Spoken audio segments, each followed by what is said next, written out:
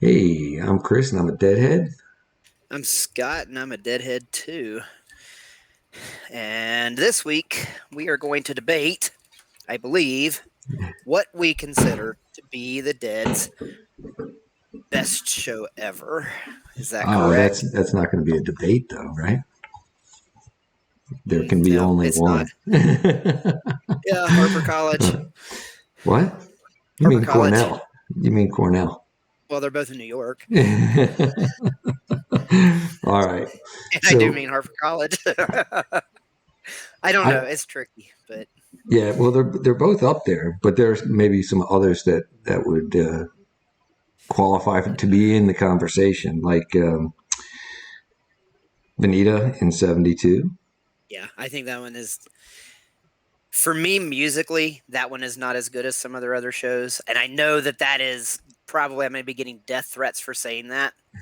Um, and it is, I like the Sugar Magnolia is amazing. Okay, I love some of that show, but there are some other Dark Stars I like better than that one, even though I believe it is far and away the number one version on Hetty versions. Um, I think so Now, too. Yeah. I think if I had actually been at all of these shows, Vanita may very possibly have been my favorite experience of all time because Right. of the setting and the situation that was going on with that show. And we've Um, talked about that before. I mean, so right now we've just kind of left it open. We're just having a conversation about the shows, right? But yeah. there might be one that's the best recorded, right? Hmm. There might be one that you would most like to have been at, Right. and that might be the Sunshine Daydream, sure. Yeah.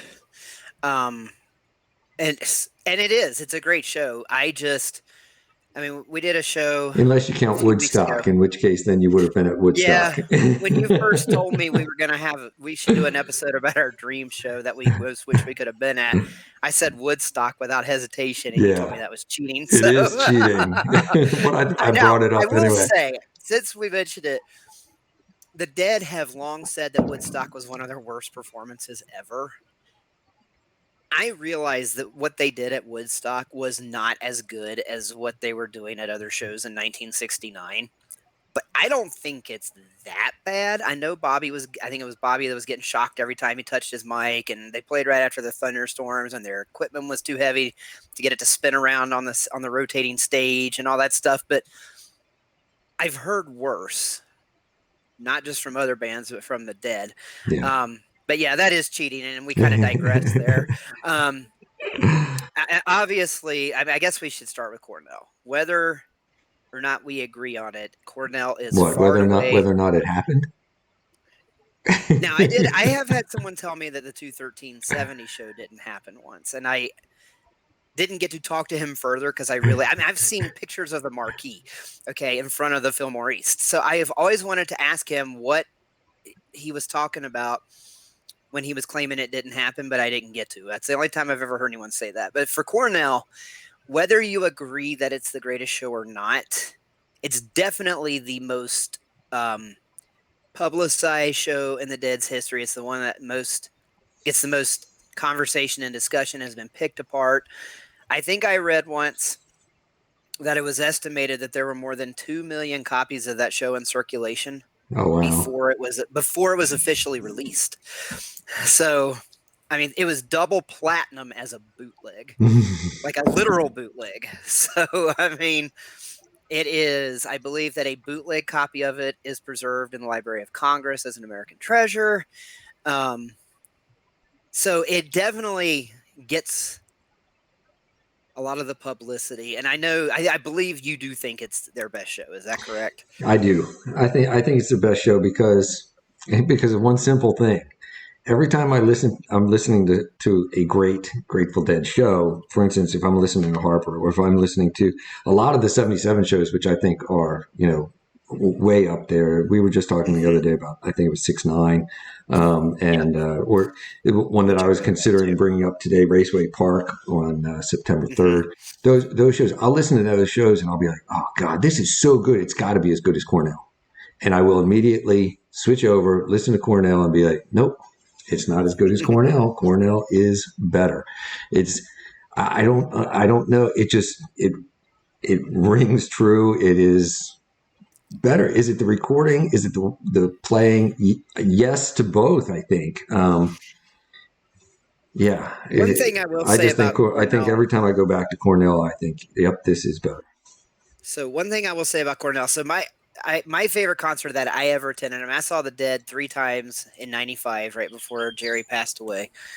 Um, but as far as just different bands, I saw Widespread Panic at the House of Blues in Myrtle Beach in 1999, and it was on a Wednesday. It was Cinco de Mayo, and I have never been in a crowd like that ever again. I've been to hundreds of concerts. I have never been in a crowd like that one. I mean, that place was going nuts from the moment the lights went down until they finished, like 4 hours later.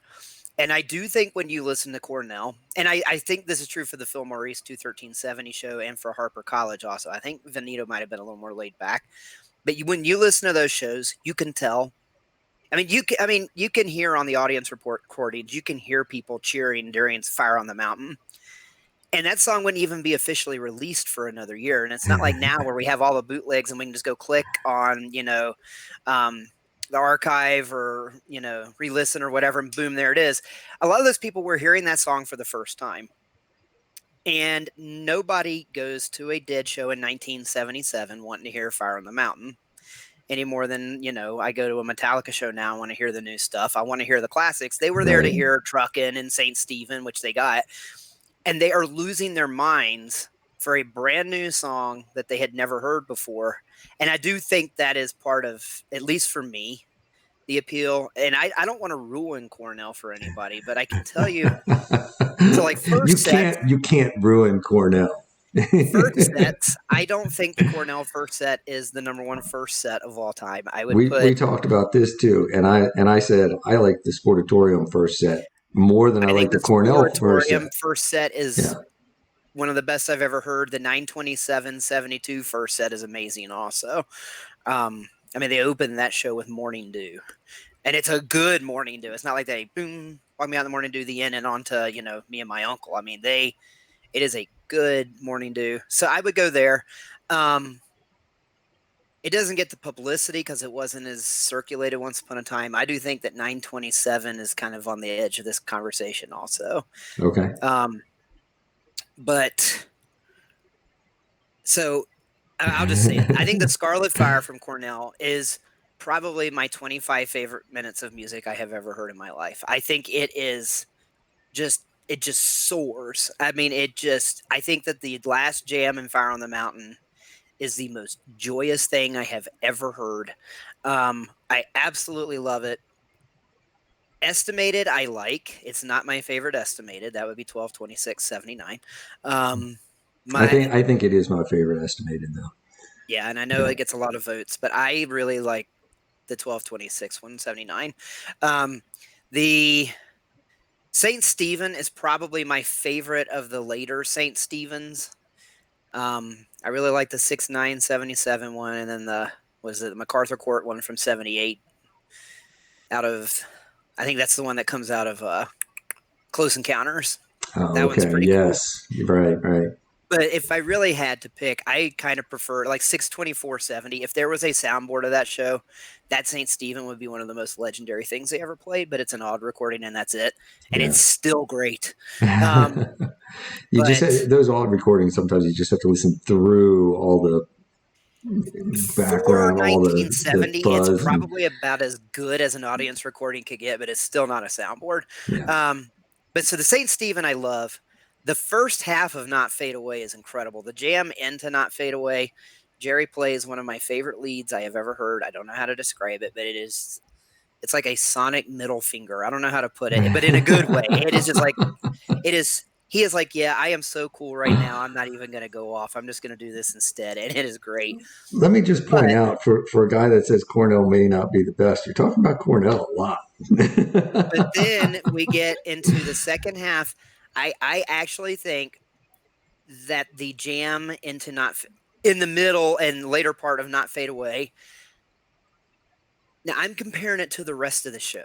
Okay, I'm not comparing it to what other bands do or even some of the Dead's other shows. I think it loses a little momentum, and I'm just gonna say it. All right. And Then they come back into St. Stephen, which is fine. And then they go into Morning Dew, which is obviously great. But I don't know. For me, I would probably lean towards Harper College. I think the acoustic set for Harper College is one of the best sets they ever played. They come out. I agree. I agree with Um, the acoustic set part. Maybe not that yeah, it's better than Cornell, but go ahead. but then they come out for the second set, and you got to remember, if you had been there, they got an entire set of the New Riders of the Purple Sage with Jerry on pedal steel. Then they come out and open with St. Stephen after the crowd is screaming for it the whole way through the acoustic set. The soundboard recording is missing like the first maybe 60 seconds or so of St. Stephen.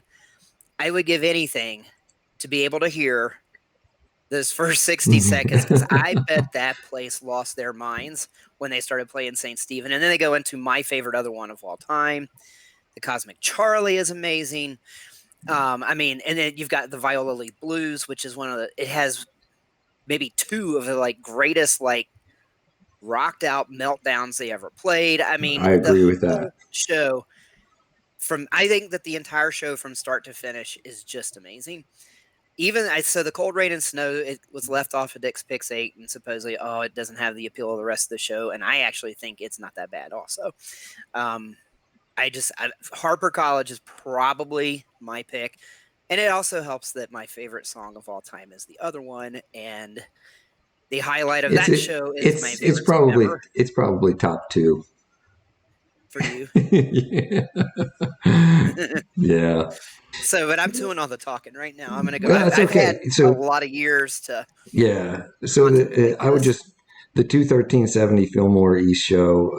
That like basically last hour and a half. Yep. The Dark Star and that's it for the other one. And Yeah. Love Light. Love Light. Yes, thank you. I do that do that all the time. It's like I'll just lose my train of thought. But it's because you I start blame the thinking about the pandemic, but show. I'm getting old. But anyway, yeah. So that might be. I mean, that hour and a half arguably is the best. Best music ever played. I It's think. great. I do But love the Dark Star. but I do love Evil Eye. if I listen to that and then I immediately go to Cornell, there's just something about Cornell that is more appealing for me. Yeah.